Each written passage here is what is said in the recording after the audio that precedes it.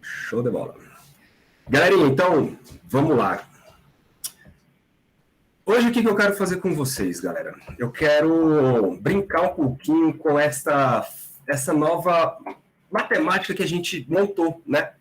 A gente montou aí um espaço quadridimensional com 4 componentes, né? Os vetores têm 4 componentes, de maneira que a gente pode subir e abaixar os índices daquela maneira, né? Se for índice espacial, é o índice 0, e aí eu subo e desço ele sem trocar sinal. E os índices espaciais, o índice temporal não troca o sinal, e os índices espaciais, que são os índices 1, 2 e 3, ao transformar ele de covariante para contravariante e vice-versa, tem um custo, né, que é a troca do sinal aí por conta da matriz métrica lá, o 1 menos 1 menos 1 menos 1. É isso. E aí, cara, como eu tinha falado para vocês na aula passada, tudo aquilo que a gente fez, a gente já montou aí os quadrivetores, agora a gente tem que montar uma física em cima daquilo, né? Como que a gente monta uma física em cima daquilo? Agora a gente vai trabalhar com quantidades físicas que vão ser representadas por tensores de ordem 2 ou tensores de ordem 1, que são os vetores. Então nós vamos ter ali a quadriforça, a quadrivelocidade, a quadraceleração. Mas hoje eu quero brincar com a teoria eletromagnética. Por quê? Para vocês terem uma noção de como que essas coisas elas funcionam dentro do eletromagnetismo. Se vocês forem parar para pensar, cara, a teoria eletromagnética ela é uma teoria relativística. Por quê? Porque ela trata da luz. Ela trata da luz. Só que da forma como as equações de Maxwell foram apresentadas, a gente não consegue enxergar isso, né? A gente não consegue enxergar, por exemplo, o que são os invariantes da teoria eletromagnética, da forma como ela foi formulada nas equações de Maxwell, a gente não consegue ter algumas informações, e essas informações só vêm quando você reformula ela usando a relatividade, né, que é essa forma covariante das equações de Maxwell, que é que a gente vai ver agora. Então, eu quero brincar um pouco disso com vocês, porque, primeiro, é uma forma de aplicar toda a matemática que nós construímos dentro de uma física que vocês já conhecem, e aí isso vai tornando a gente mais próximo, né, da matemática, próximo dos tensores, e vai abrindo um pouco a cabeça com relação ao eletromagnetismo. Alguns de vocês já fizeram teoria eletromagnética, então o caminho vai ser um pouco mais simples, mas para quem não fez teoria eletromagnética ainda, não tem problema nenhum, tá? Eu não vou chegar a nada muito distante do que você do que você já viu em termos de campos elétricos e magnéticos, absolutamente nada, absolutamente nada. Tá bom? Eu vou usar essas próximas 2 aulas para isso, cara, para a gente discutir essa formulação. Essa formulação covariante da TE. E aí vocês vão ver que o negócio fica muito mais divertido fazer teoria eletromagnética assim. Porque... Quer ver uma parada? Vocês lembram que se você está aqui no referencial, vou chamar de referencial K. Referencial K. Com uma carga elétrica parada em relação a você, essa carga elétrica, ela produz um campo elétrico, não é isso? E você mede o campo elétrico ali em volta.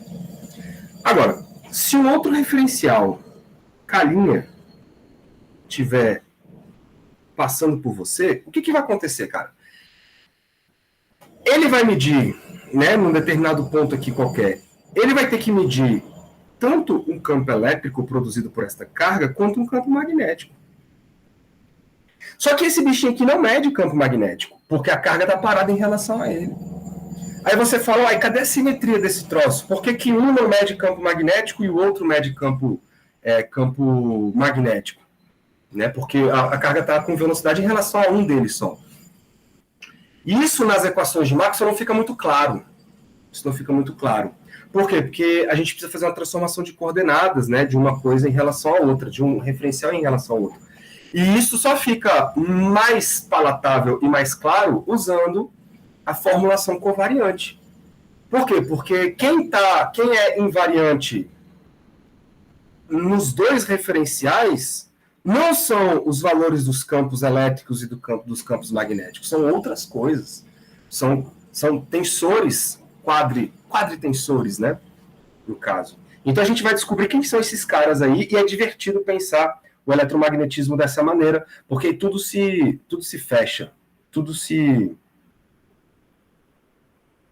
conecta, tudo fica muito mais bonito. Vamos lá. Então, ó, o que eu quero hoje é a tal da formulação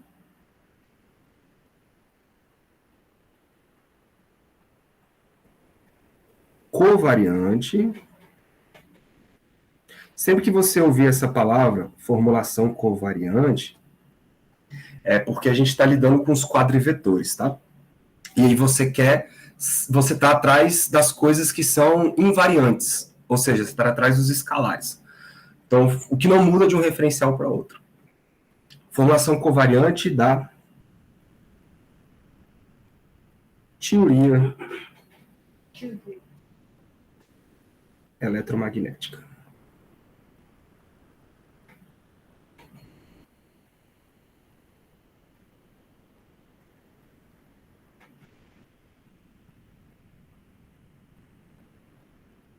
Então, vou fazer mais ou menos o que o livro do Nivaldo fez, para a gente conseguir montar isso de uma maneira um pouco mais fácil, tá? Eu vou reescrever as equações de Maxwell da maneira que vocês conhecem, só que eu vou usar o sistema CGS, sistema de unidades CGS, que é o centímetro, grama e segundo, tá? Porque fica um pouco mais fácil de montar usando esse sistema, e não no sistema internacional de unidades. Dá para fazer? Dá para fazer. Só que não é tão direto, não é tão rápido. Então vamos fazer assim porque fica mais fácil. Então no sistema CGS, as equações de Maxwell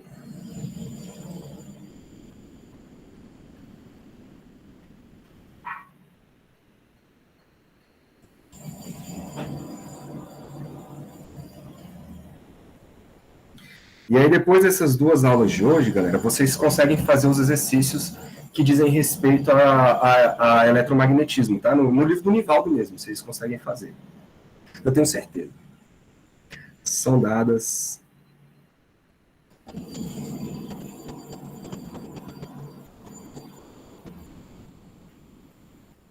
por. Então, olha lá. Vou colocar aqui as equações de Maxwell sem fontes, beleza?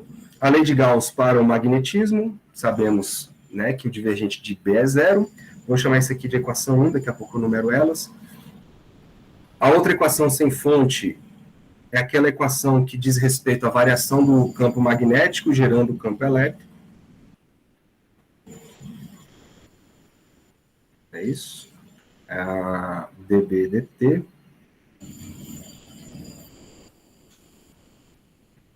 Igual a zero. Legal? A lei de Gauss do campo elétrico. Aqui está no sistema CGS, então vai ficar assim, 4π vezes a densidade de carga ρ. Beleza? Eu não sei qual é o sistema que vocês usam lá na teoria eletromagnética. Acho que vocês usam Griffiths, né? Acho que o Griffiths não está nesse sistema, não. Mas, enfim, é só uma questão de medida, de unidade de medida. E a outra é aquela que mistura a corrente de deslocamento com a lei de Faraday, que é essa aqui, 1/C dE/dt.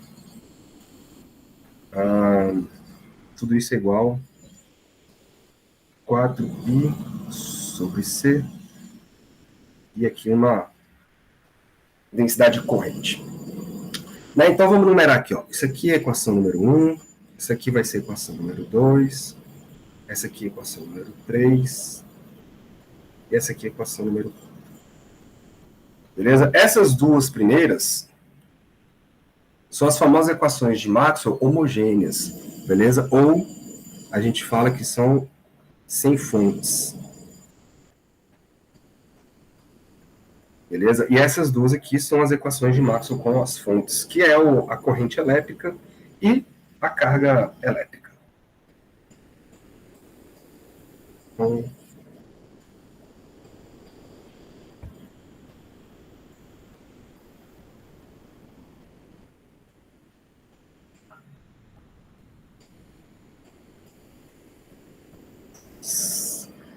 certo? Vamos brincar um pouquinho aqui? Eu vou dar uma repaginada nessas equações para a gente montar nossos quadrivetores.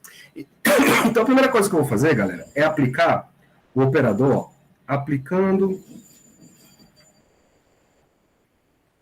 Você deve ter feito isso lá em TE. Quem não fez, não tem problema, vai acabar fazendo.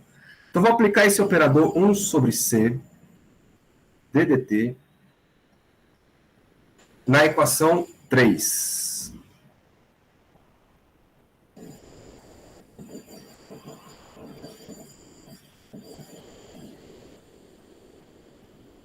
Temos o seguinte. Então, olha para a equação 3, eu vou aplicar a derivada em relação ao tempo. Então, ficamos com 1 sobre C ddt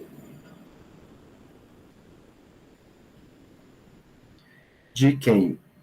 Do divergente do campo elétrico. O divergente do campo elétrico. Isso é igual... O 4π são coisas constantes. Então, fica 4π sobre C.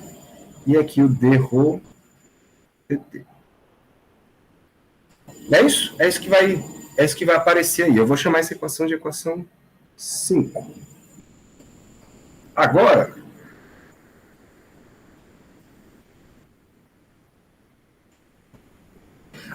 eu vou aplicar o operador nabla com produto escalar, que vai ser o divergente. Então, na equação 4, ó, aplicando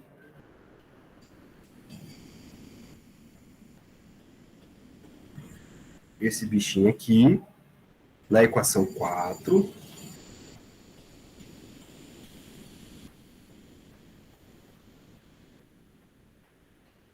Temos. Você vem para cá. Então, olha só, galera. Vou fazer, então, divergente do rotacional de B. Divergente do rotacional. Opa.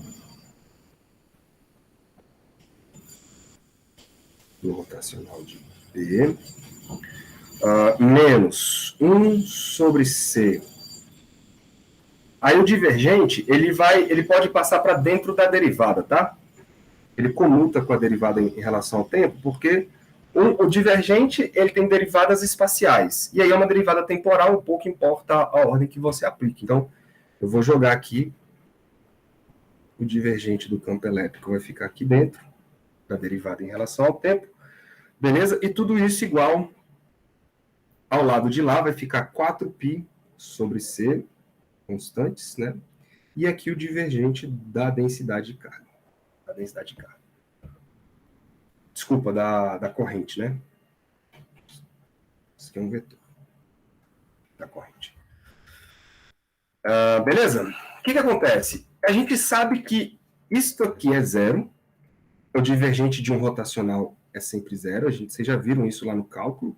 E a gente usou essa informação, né, para ver, por exemplo, campos conservativos, força conservativa, por exemplo. E eu vou chamar essa equação de 6. Equação de 6. Aí eu vou somar as duas que ficaram. Vou somar 5 com 6. Somando.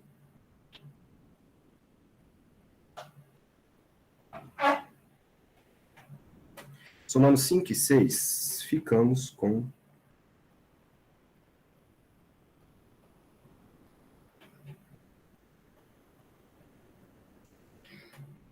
o seguinte. Olha para as duas equações. Eu vou até dar um zoom out aqui, ó.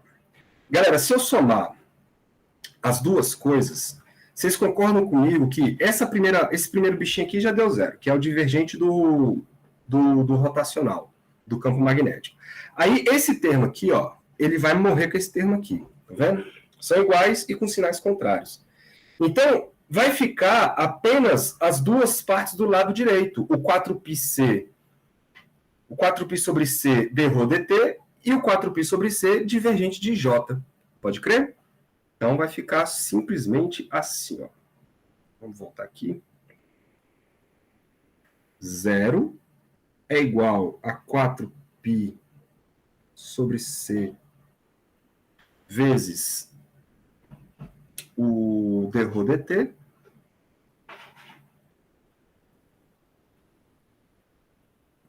mais 4π sobre c divergente do j. Certinho? Se a gente colocar esse 4π em evidência, ele vai acabar cancelando, porque o lado de lá é um zero, e a gente vai ter essa equaçãozinha aqui, ó, divergente de j mais d rho dt é igual a zero. Vamos chamar essa equação de 7. E essa equação, galera, ela é extremamente importante. Por quê? Porque ela dá para a gente a questão da conservação da carga. Essa equação é conhecida como equação da continuidade.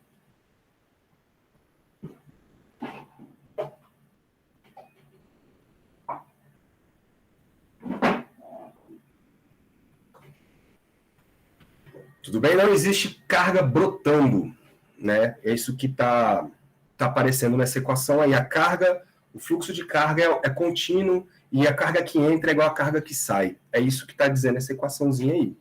Só que a gente sabe que esta equação, a conservação da carga, ela tem que valer em qualquer referencial, né? Em qualquer referencial. E apareceu aí um cara que vocês já viram lá atrás. Né? Por quê? Porque se você associar esse cara aqui, ó, como uma derivada espacial, né, em cima de um vetor, que eu vou chamar de J, por exemplo, componente espacial, olha só que coisa acontecendo.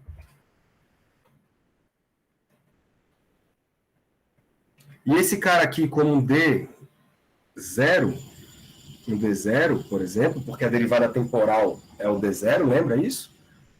A gente pode reescrever essa equação da seguinte maneira, ó. Porque, na verdade, peraí, deixa eu reescrever assim, melhor. Faltou um C aí, né? Então, escrevendo.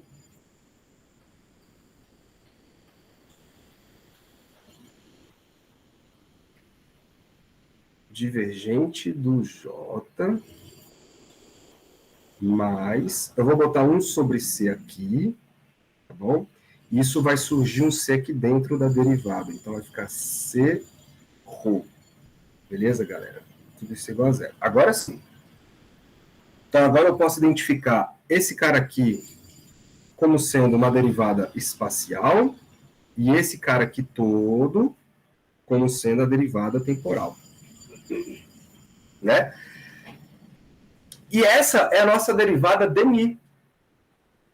A gente pode definir, então, um quadrivetor onde o J, esse J vetor aqui, ele está associado às componentes espacial, e essa quantidade C ρ vai estar associado ao J0. Então, a componente espacial da densidade de corrente vira o C ρ. E aí a gente pode reescrever essa equação assim, ó. Então, podemos definir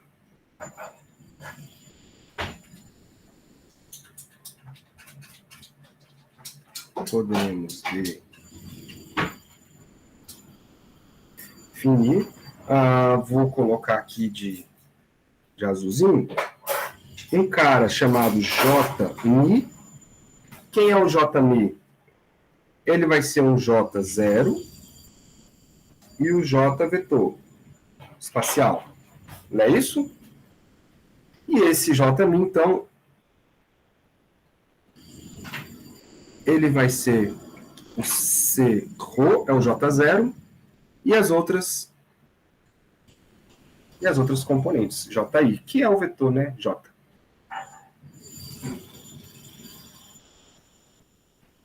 Com isso, galera, a gente cria um quadrivetor no qual ele tem 4 componentes, 3 espaciais e uma temporal. E a coordenada temporal está associada a quem? A densidade de carga. E as outras 3 estão associadas à densidade de corrente. Certo? Se a gente faz isso, a gente pode reescrever aquela equação assim, ó, de forma que, então, ó, D0, J0 mais DI, JI é igual a 0, que era aquilo que eu estava escrevendo para vocês, né? Ou se você preferir, a gente escreve na forma do divergente, então, né, assim, tudo isso é igual a 0, ou a gente escreve assim, de uma maneira compacta. Olha que delícia. Dmi já está igual a 0. Então, essa equação aí compactada desse jeito é a mesma equação da continuidade da corrente, só que escrita na maneira covariante. E por que isso aqui a gente sabe que é covariante? Porque, galera, isso aqui, lembrem, ó, isso aqui é um escalar.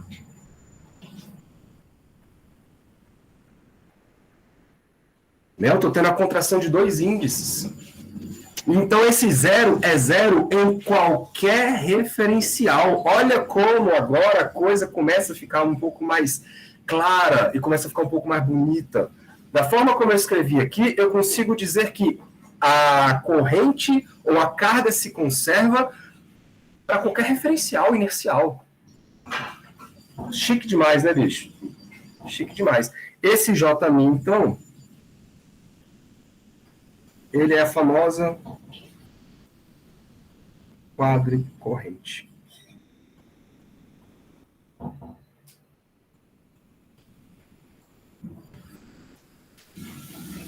Muito bonito. Genial, né? Bom, e aí a gente vai trabalhar um pouquinho mais com as coisas. Vamos remontar algumas coisas aqui, ó. Ó, como o divergente do B é 0, isso aqui é a lei de Gauss para o magnetismo, a gente pode se valer, galera, de uma condição lá do cálculo que o divergente de um rotacional é 0, né? Então a gente pode escrever uma parada assim, ó, podemos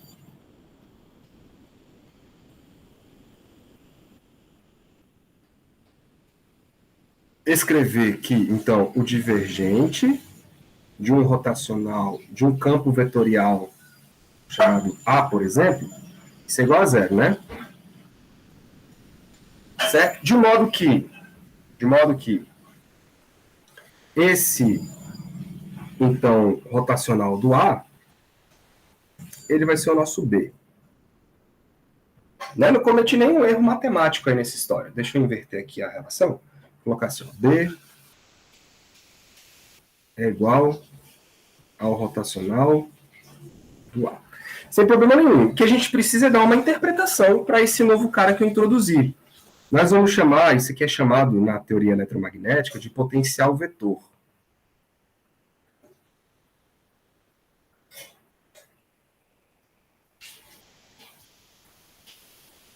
Potencial vetor. E eu vou chamar essa equação de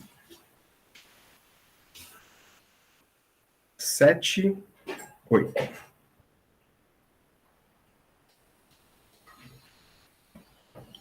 Essa equação, galera, é uma outra forma de escrever a lei de Gauss para o magnetismo. O que eu vou fazer? Eu vou substituir, então, esse B lá na equação 2. Olha a equação 2. Então, onde tem o B, eu vou colocar esse rotacional aí. Pode crer? Vamos lá. Substituindo. Estou só fazendo umas manipulações aqui para deixar a coisa um pouco mais clara de enxergar quem são os quadrivetores, tá bom?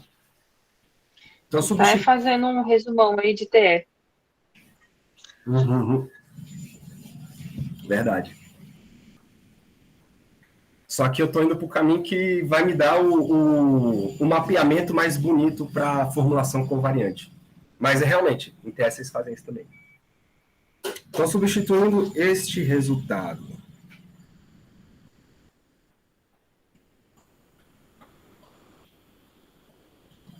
Mas em TS vocês não viram isso aqui não, né, Vitória? Ouviram? O quê? Potencial vetor? Não, esse cara aqui em cima, aqui, ó. O JMI. Não. A gente não viu assim, não. Mas, assim, essas manipulações aí e tal que você tá fazendo, a gente viu sim. Ótimo. Mas nesse outro formato. Massa. Então, ó, vou substituir isso aqui na equação 2.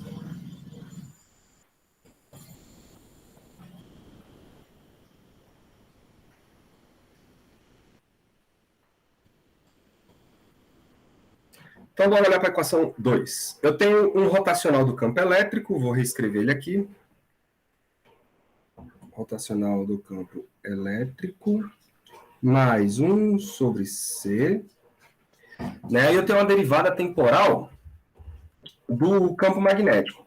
Essa derivada temporal do campo magnético vai entrar, então, o rotacional do A. Então, vou botar aqui com calma, ó. Vai ficar ddt do rotacional do A. Tudo isso igual a zero. Aí, de novo, esse rotacional ele comuta com essa derivada. Aí eu posso, então, reescrever assim, ó. Rotacional do campo elétrico mais 1 sobre C do rotacional da derivada. Vou botar assim, D, A, dt. Tudo isso igual a zero. Por que isso? Porque eu posso colocar o rotacional aqui, ó, em evidência, e escrever, então, o rotacional do campo elétrico mais 1 sobre C, que isso aqui é uma constante, d dt do A igual a zero. Legal? Bom, e como o divergente do rotacional é zero, o rotacional de um gradiente também é zero lá do cálculo. Então, eu posso escrever assim, ó, como o rotacional de um gradiente de uma função escalar, qualquer função escalar, tá? Eu vou colocar aqui uma função escalar escrita assim, ó, menos φ, só para dar interpretação física para o que a gente quer. Mas pode ser qualquer função escalar aí dentro. Isto do cálculo é zero sempre, tá? De qualquer maneira. Então, como eu tenho esse resultado, a gente pode fazer o seguinte, podemos escrever o seguinte. Todo aquele parêntesãozão lá, então eu posso colocar como sendo um gradiente, ó. O campo elétrico mais 1 sobre C de dAdt. Isso tudo vai ser igual, aí eu vou trazer o menos para cá para fora, do gradiente de uma função escalar φ. Tá passando, isolando o campo elétrico, eu vou escrever que o campo elétrico pode ser dado por menos 1 sobre C dA dt menos, então, um gradiente de φ. Beleza? Vamos escrever isso aqui como equação 9. E aí, esse carinha que surgiu, ele vai ter uma interpretação física também, né?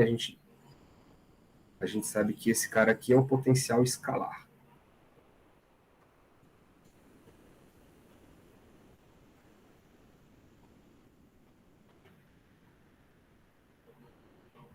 Então, percebam, eu estou reescrevendo o campo elétrico e o campo magnético em termos de novas quantidades, que é o A e o φ. Beleza? Então, se você olhar para a equação 8 e a equação 9, cara, aí vocês vão ver lá em TE que existem várias e várias funções de A e de φ que dão a mesma configuração de campo elétrico e campo magnético. Inclusive, a gente pode fazer transformações do A e do φ que não mudam o valor dos campos eletromagnéticos. Eles não mudam. Tá? Essas transformações são chamadas transformações de calibre. Beleza? Que vocês vão ver lá, chamada de gauge. Escreve assim, ó.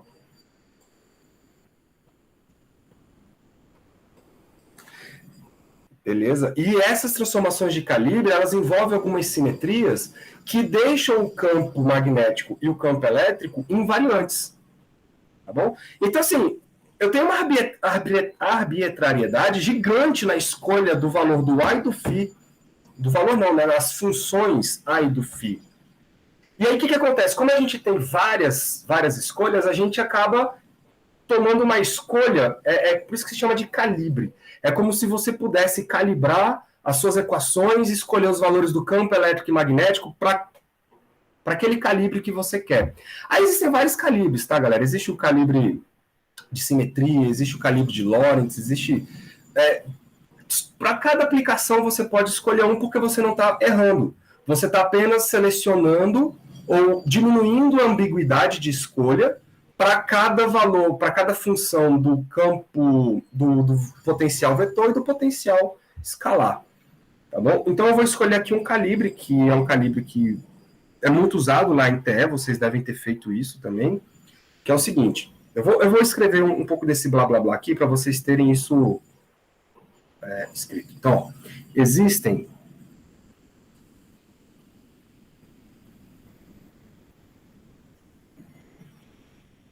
lá em TE vocês vão ver isso com mais detalhes. Mas aqui a brincadeira é outra. Existem várias funções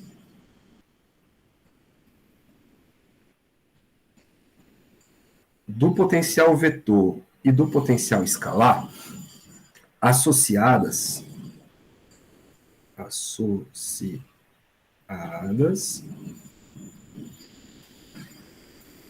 à mesma configuração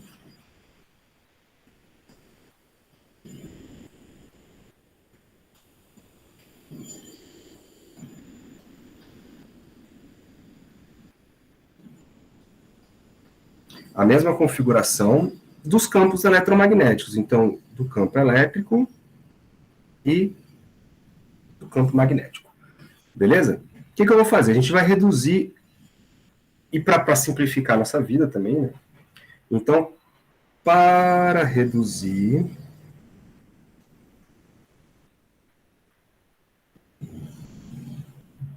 Professor, Oi. com essa configuração de E e B é o quê? São os valores mesmo. São os valores mesmo? Então eu consigo, com diferentes funções, ter o mesmo valor de E e B? Exatamente, o mesmo valor e as mesmas direções. Então eu posso ter várias funções para o A e para o φ que vão dar o mesmo campo elétrico e o mesmo campo magnético.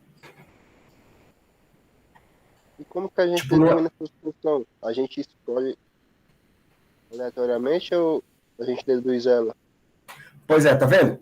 Sabendo o campo elétrico e o campo magnético, você não consegue definir o A e o φ. Sim.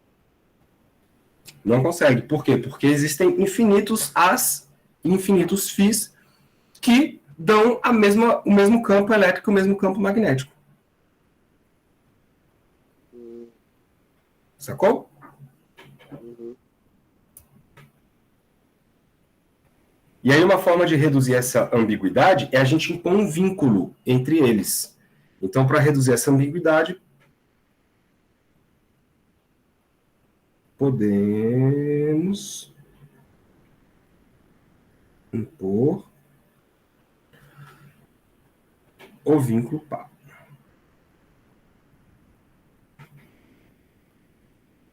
E aí eu vou escolher um vínculo aqui, que é o calibre de Lorentz, tá? Então, o vínculo ele é 1 sobre C dφ dt mais o gradiente, desculpa, o divergente de A igual a zero. Isso aqui é um vínculo.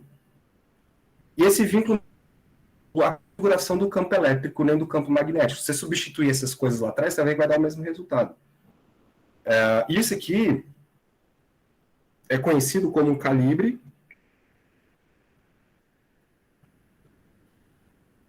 de Lorentz. Só que esse Lorentz aqui, se eu não me engano, galera, não é o nosso Lorentz, tá? Tanto é que esse Lorentz aqui não tem um T no meio, é só Lorentz. Assim. Bom, então o que eu vou fazer? Eu vou pegar essas equações 8 e 9. Então, deixa eu voltar aqui, ó. Eu vou pegar a equação 8 e vou pegar a equação 9, que nada mais é do que escrever os campos elétricos e magnéticos em termos dos potenciais. E vou voltar lá nas equações com fontes. Beleza? Nas equações com fontes. E aí eu vou substituir esses resultados dentro desses campos elétricos e magnéticos, equação 3 e 4, vou substituir lá, e depois eu vou usar o calibre, para a gente reduzir as equações e deixar um pouco mais simples aí a nossa brincadeira. Tá certo? Então, ó, deixa eu escrever isso aqui para vocês.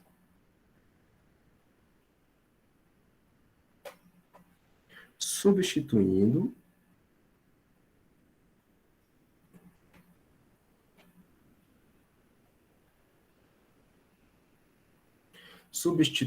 as equações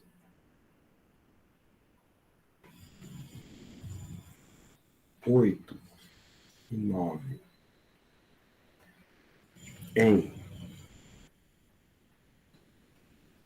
3 e 4, obtemos o seguinte.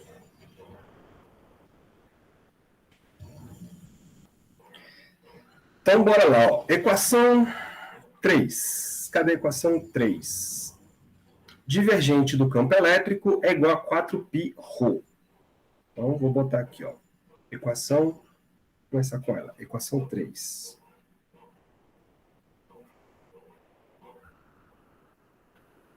Divergente do campo elétrico. Só que aí o campo elétrico, a gente vai usar esse campo elétrico aqui, que é a equação 9, estão vendo? Então vai ficar divergente de menos 1 sobre C d dt do campo do potencial vetor, menos o gradiente de φ, menos gradiente de φ. Tudo isto é igual a 4πρ. Legal? Então, vamos lá. Eu vou jogar esse divergente para dentro do A, para dentro da derivada. Vamos ficar com menos 1 sobre C, derivada em relação ao tempo divergente do A. Ok? Menos. Aí, galera, o divergente do gradiente é o laplaciano, né? Então, aqui vai ficar laplaciano de φ. Laplaciano de φ. Tudo isso é igual a 4πρ. Tudo bem? Bom, aí agora eu vou usar o calibre de Lorentz, ó. Olha para esse cara aqui. Isola ele. Se você isolar ele, eu vou poder substituir ele aqui, ó. Então, na hora que a gente substituir, eu vou poder trocar por um menos 1 sobre C dφ dt. Certinho? Usando o calibre.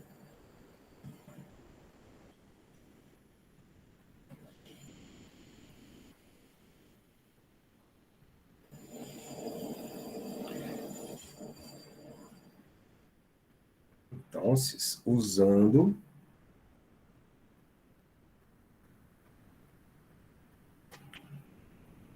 o calibre.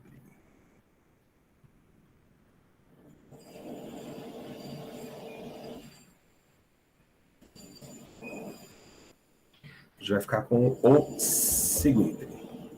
Menos 1 sobre C. Olha lá. ddt daquele cara. Eu vou fazer devagarzinho, tá? Então vai ficar ddt do divergente do A. Mas o divergente do A vai entrar aqui o menos 1 sobre C. Eu botei de verdinho aqui, ó. dφ dt.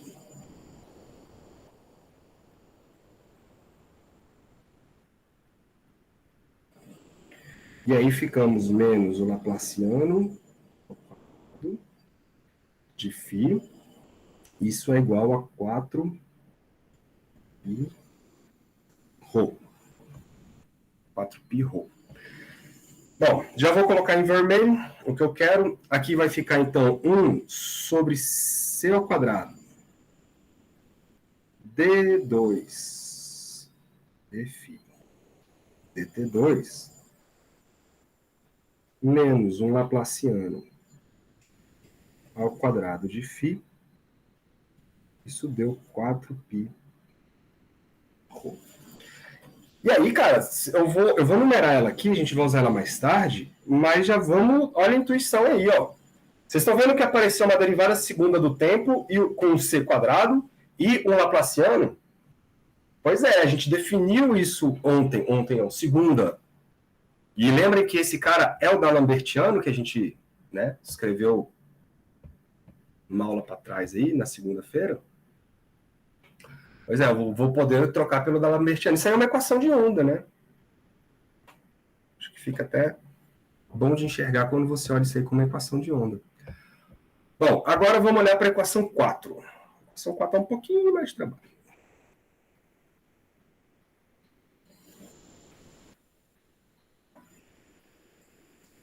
Ó, equação 4, cadê ela? Rotacional de B, então já vou colocar aqui logo, rotacional de B. Só que o rotacional de B nós vamos trocar pelo rotacional de A. Então eu tenho o rotacional do rotacional, não é isso? Menos, equação 4. 1 sobre C e a derivada do campo elétrico em relação ao tempo. Então vamos devagarzinho aqui para a gente não se perder. Menos 1 sobre C, a derivada do campo elétrico. Mas o campo elétrico é aquele que a gente acabou de escrever, né?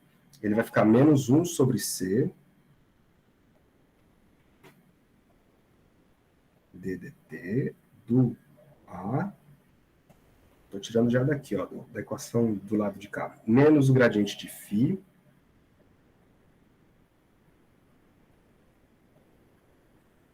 Pronto.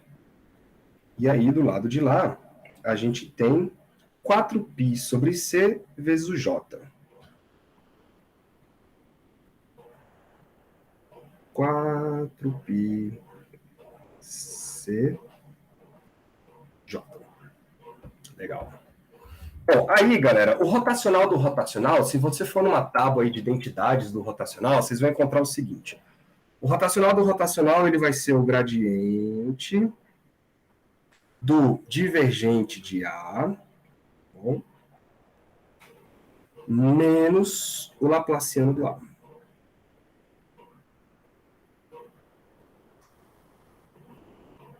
Tá bom? Menos, então. Aí, ó, eu vou ter agora, menos com menos vai dar um mais, então mais 1 sobre C ao quadrado. Acompanhe, se eu fizer algum erro, vocês me avisam. D2 A dt2, D2A dt2. Aí vai ficar menos com menos mais de novo, então mais 1 sobre C, 1 sobre C, de... Eu vou passar a derivada temporal para dentro, tá? Então vai ficar aqui, ó, gradiente de d φ dt.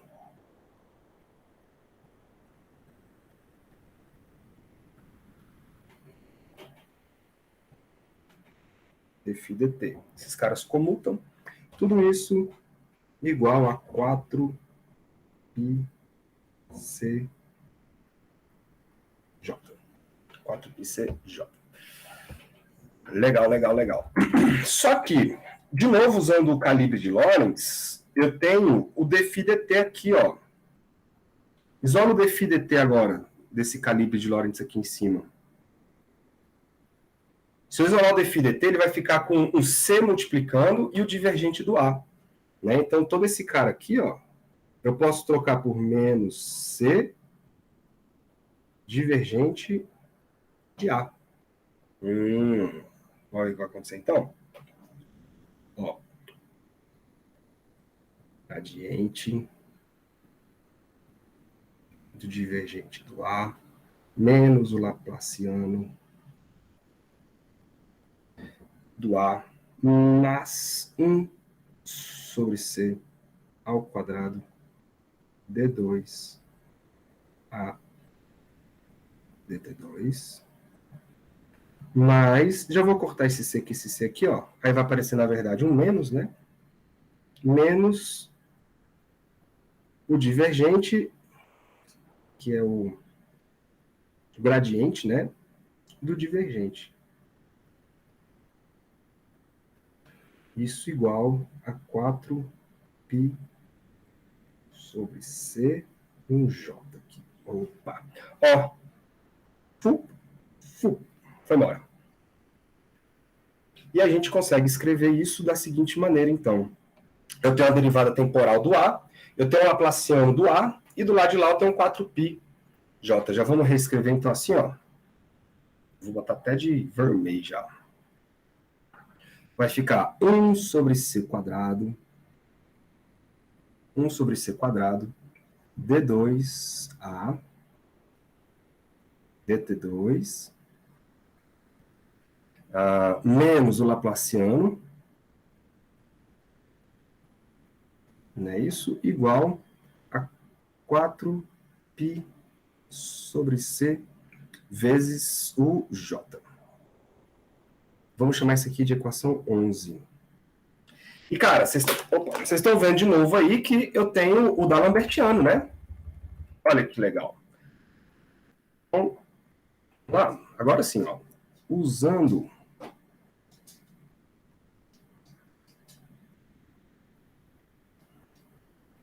o D'Alembertiano,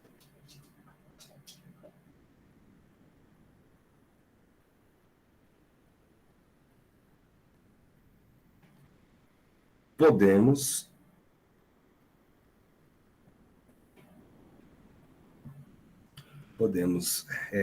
reescrever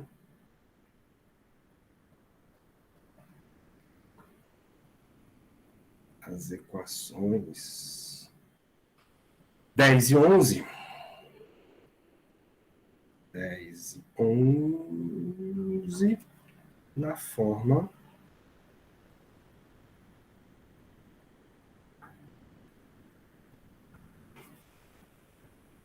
Então, vamos lá. Vocês lembram como é que era o D'Alembertiano, né? Ele era algo assim, ó. Quadradinho é igual a 1 sobre C2, D2, dt2, menos o laplaciano ao quadrado. Certo? Então, a equação 10, ela vai ficar, o quadradinho aplicado no φ é igual a 4πρ.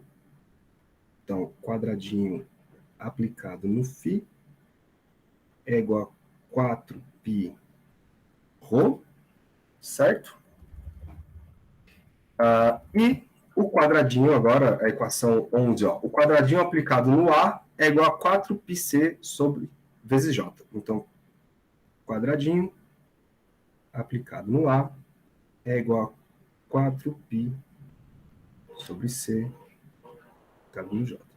Então tem uma simetria aí, né, cara? Tem uma simetria. E essa simetria, olha só que doideira. Se a gente colocar o C aqui para jogo, ó, eu posso escrever 4π sobre C, e aqui eu posso escrever o ρ vezes o C, né? Ou C-ρ. E a gente acabou de definir esse cara lá atrás, isso aqui é o J0. 4π sobre C J0. Então, se um está o J0 e o outro está a parte espacial, isso me leva, galera, a definir, então, um quadrivetor, cara, vê se vocês concordam comigo, onde isto aqui é a parte, são as componentes espaciais, 1, 2 e 3.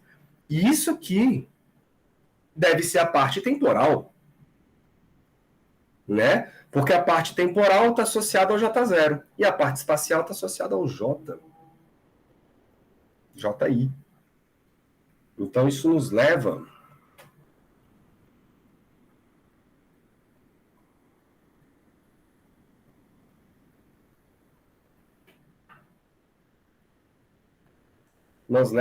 a... Eu vou colocar até assim, ó. O quadradinho num quadrivetor que eu vou chamar de azão mi. Isto vai ser igual, então, ao 4π sobre C Jzão mi. Concordam comigo? Vê se essas duas equações nos sugerem isso. Onde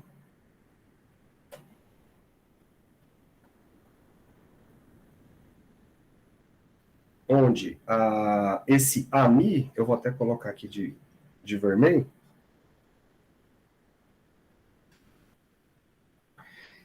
ele nada mais é do que um quadrivetor com as componentes A0 e o A, né? Onde o A0, ele é o φ. Então, olha que genial, cara. A gente juntou os dois potenciais e chamou isso de um quadrivetor. E esse quadrivetor é chamado de quadripotencial.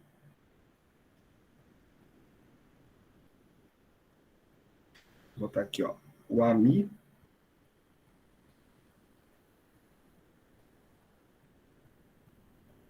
ele vai ser o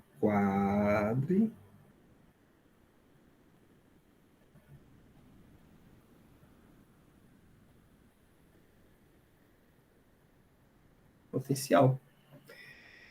Ou seja, olha só, o potencial escalar, que é o φ, nada mais é do que uma das componentes do potencial quadrivetorial do espaço de Minkowski.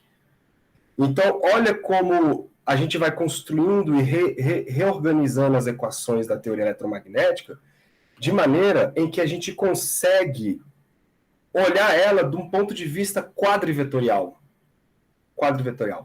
Porque aí a gente consegue fazer a analogia, né? A gente consegue fazer as analogias. Deixa eu ver se eu medi. Tudo bem até aí, galera? Alguma dúvida?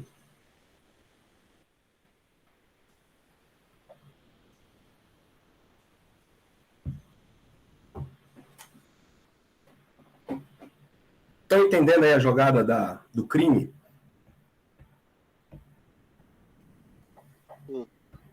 Um furto atrás do outro, velho. Oi? Um furto atrás do outro. Um furto atrás do outro. Porque tu não tá colocando nada de novo aí, tu só tá, tipo assim, manipulando os negócios. E chegou em algo novo. Palhaçada. Isso é tão bonito, cara, porque você vê que a teoria eletromagnética, ela é uma teoria relativística. Só que ela só não foi escrita da maneira correta. Não da maneira correta, mas da maneira fácil de enxergar isso, né? Da maneira fácil de enxergar isso. Então, o que a gente está fazendo? É reescrevendo para a gente conseguir colocar ela da maneira covariante. É isso que a gente está fazendo. E isso é muito bonito, cara. Isso é genial. Isso é muito louco. Igual você falou, nada demais. Oi, diga, foi mal. Falei demais. Esse covariante aí, botar na forma covariante, como assim? Eu não entendi. É botar no quadripotencial, por exemplo? Botar na forma de quadrivetores. Covariante significa isso? Oi? Tipo, é ter essa ideia. Quando eu falo covariante, é falar em quadrivetor. Isso. Exatamente. E aí, cara, o negócio ficou bonito, porque a gente construiu dois quadrivetores novos aqui, que têm significados físicos, que é a quadricorrente. Cadê ela? Olha ela aqui, ó. A quadricorrente.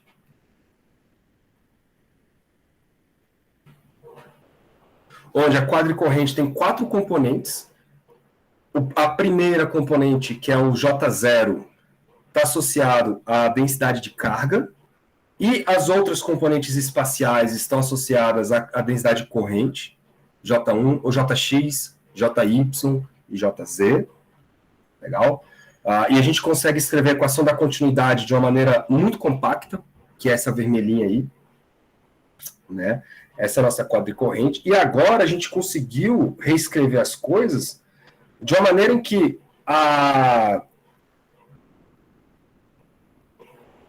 aquela equação de onda, aquelas duas equações de onda, as duas estão compactadas numa mesma equação, cara, que é essa aqui, ó.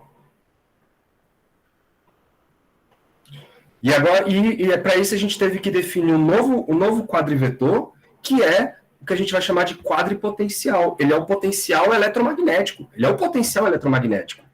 Só que, da maneira como a gente escreveu aqui, ele tem 4 componentes. É um vetor de 4 componentes. A primeira componente é o potencial escalar, que é a parte que a gente associa à parte temporal, e as outras 3 componentes é o AX, o AY e o AZ. Olha que genial, cara. Então, é uma simetria para o potencial. O potencial escalar e o potencial vetorial, na verdade, formam componentes de um potencial só, chamado de quadripotencial. Lindo demais. Tudo bem, Thales? Sim. Só essa parte da corrente aí, está associada ao tempo, né? Essa corrente não. Da corrente e a densidade, né? De energia, de carga, ela está associada por causa do tempo. E ela, por exemplo, a corrente é dQ/dt, né? Isso. Só que aqui não é o I, tá? Não é aquele I que você está acostumado. Isso aqui é o J. O I, o I ele é aquela integral de J dA, né? Uhum. Esse aqui é a densidade. É tipo, em termos, se fosse tudo constante, o J ele seria o Coulomb por metro quadrado. Uhum. I dividido pela área. Esse QJ. Não.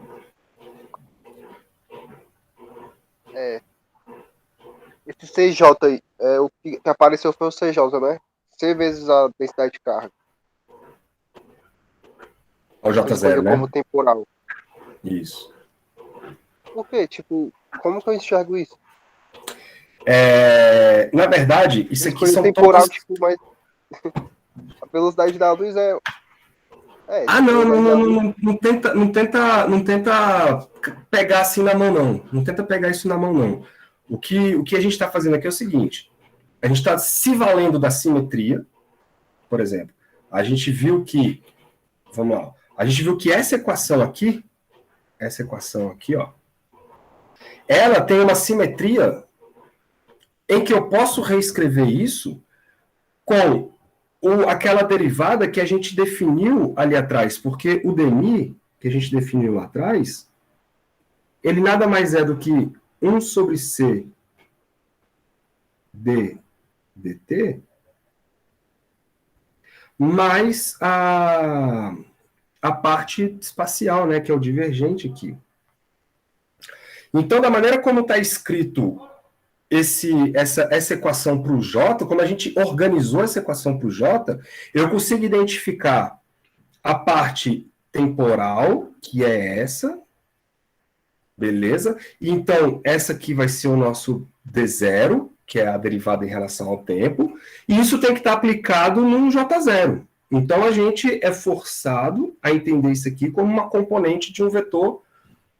É só matemática.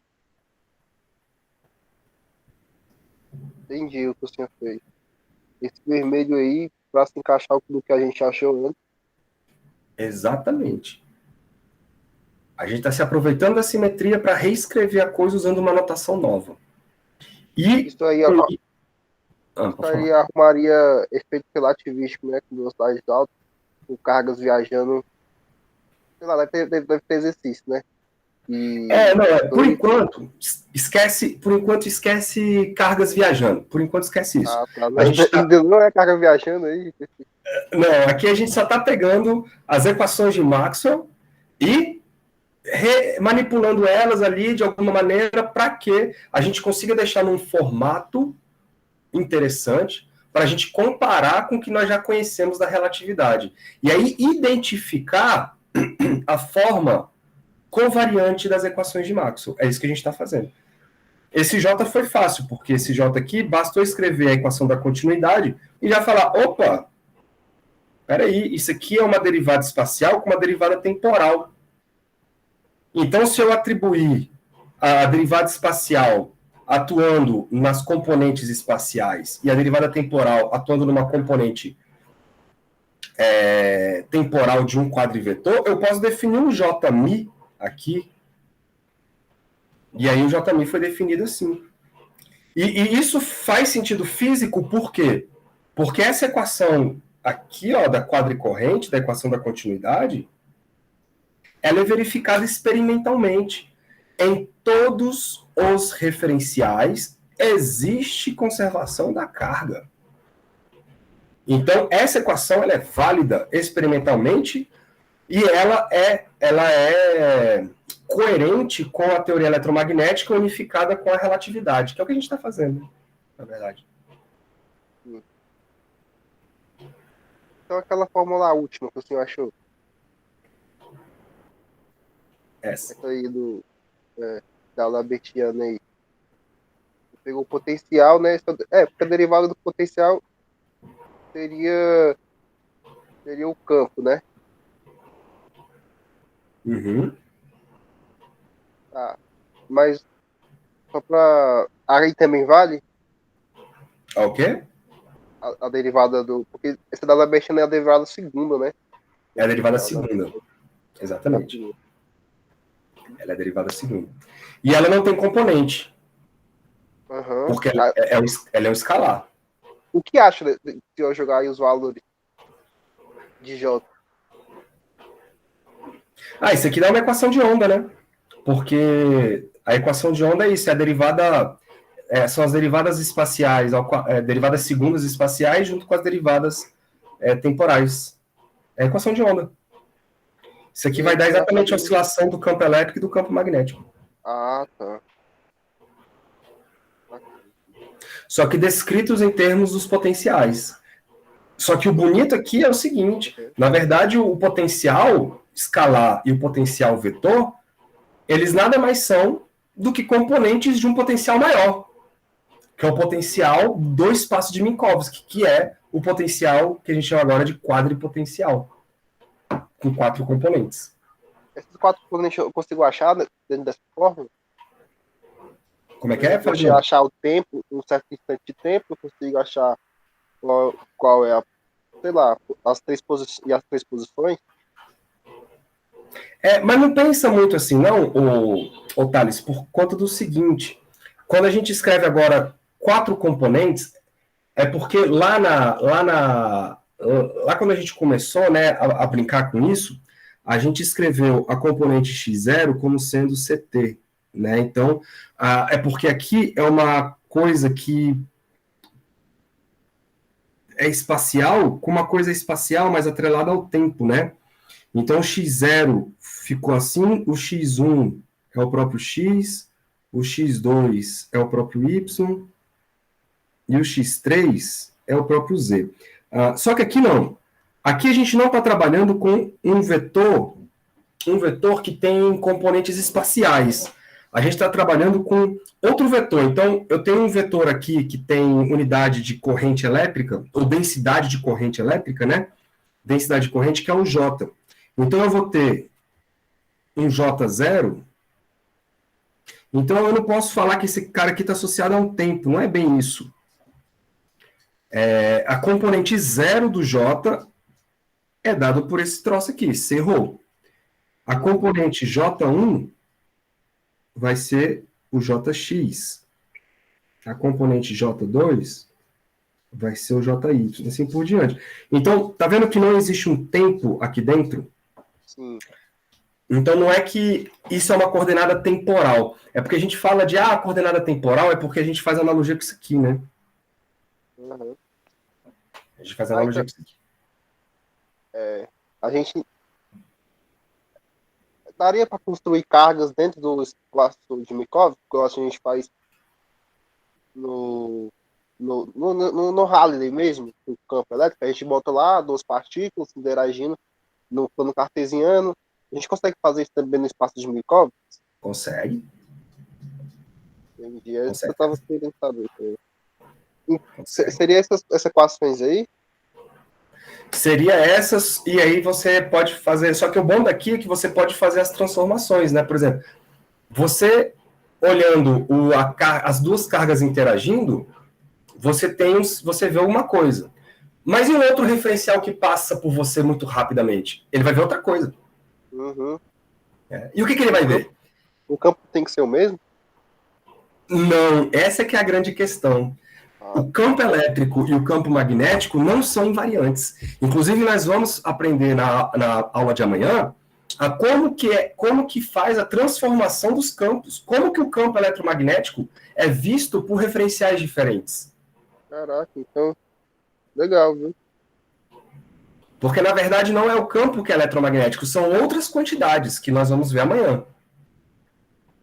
É igual o tempo, né? O tempo é invariante. O tempo não é invariante, exatamente. Saquei. Vai esclarecer agora. Doido demais, né? Sim. E abstrato.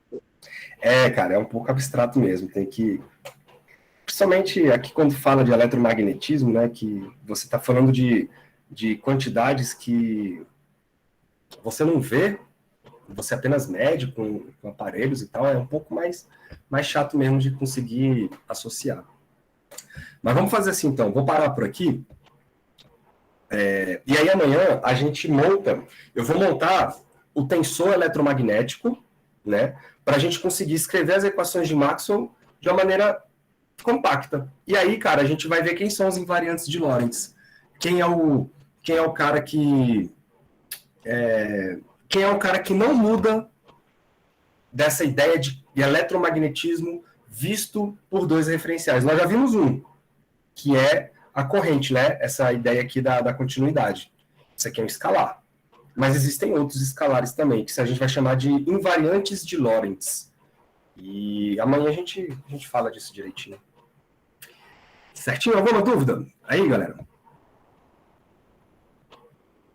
Só tirando a última dúvida.